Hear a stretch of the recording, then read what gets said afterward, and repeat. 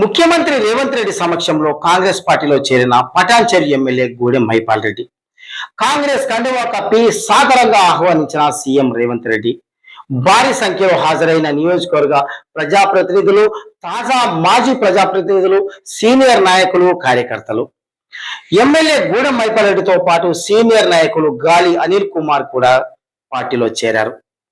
CM Revanth Reddy నాయకత్వంలో పటాన్చెరు అభివృద్ధి మరింత ముందుకు తీసుకెళ్తామని వారు ఈ సందర్భంగా తెలిపారు.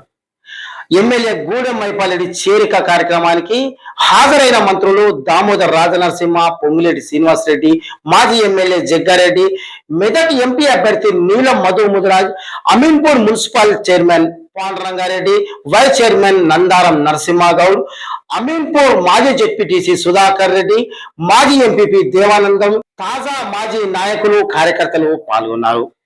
పటాన్చెరు నియోజకవర్గంలో అధికారం ఎటు ఉంటే నాయకుల పయనం అటువైపే ఉంటుంది. మరి వారి వెంట ఉన్న ద్వితీయ శ్రేణి నాయకుల పయనం ఎటువైపు? నియోజకవర్గంలో భారీగా ఉన్న బీఆర్ఎస్ క్యాడర్ కు చెప్పకుండానే ముఖ్యమైన నాయకులను కొందరిని వెంటబెట్టుకుని పార్టీ మారిన గూడెం మైపాల్ రెడ్డిని ఆ నియోజకవర్గంలోని ప్రజలు ఆదరిస్తారా? ఓటెందుకు వేశాము అనే వాళ్ళు ఎంతమంది ఉన్నారు? కేసీఆర్ బతికి ఉన్నన్ని రోజులు బీఆర్ఎస్ పార్టీలోనే ఉంటాను అన్న గూడెం మైపాల్ రెడ్డి కళ్ళు మూసుకొని పిల్లి పాలు తాగినట్లు ఉందంటున్నారు ప్రజలు. రాష్ట్రంలో ఫిరాయింపు రాజకీయాలు బరి తెగించాయి.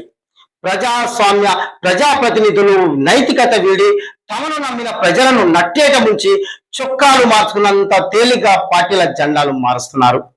మునుపెన్నడూ లేనంతగా రాజకీయం దిగజారిపోవడం ఆందోళన కలిగిస్తుంది.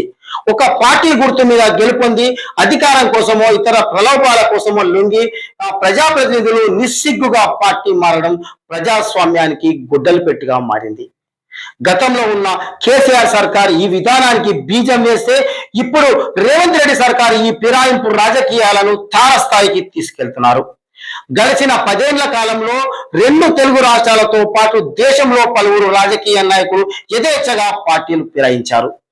ఒక పార్టీ మీద గెలుపొందిన వారిని పార్టీ గోడ దిక్కించి మంత్రులుగా కట్టబెట్టిన తెలుగు రాష్ట్రాల ముఖ్యమంత్రులను కూడా మనం గతంలో చూశాం. పార్టీ సిద్ధాంతం తెలియని వాళ్ళు, తన వెంట ఉన్న ప్రజల కోసం ఆలోచించని వాళ్ళు, తన స్వార్థం గురించి ఆలోచించే వాళ్ళు, అవకాశం కొరకు ఎదురు చూసే వాళ్ళు ఊసర వెళ్లిలా రంగులు మార్చినట్లు పార్టీలు మారుస్తున్నారు. ప్రజాస్వామ్యబద్ధంగా గెలిచి ఈ విధంగా ఫిరాయింపులకు పాల్పడే నాయకుల నైతికత వల్ల ఆ విలువైన ప్రజాస్వామ్యాన్ని కూలి చేస్తున్నారు. అవునా కాదా?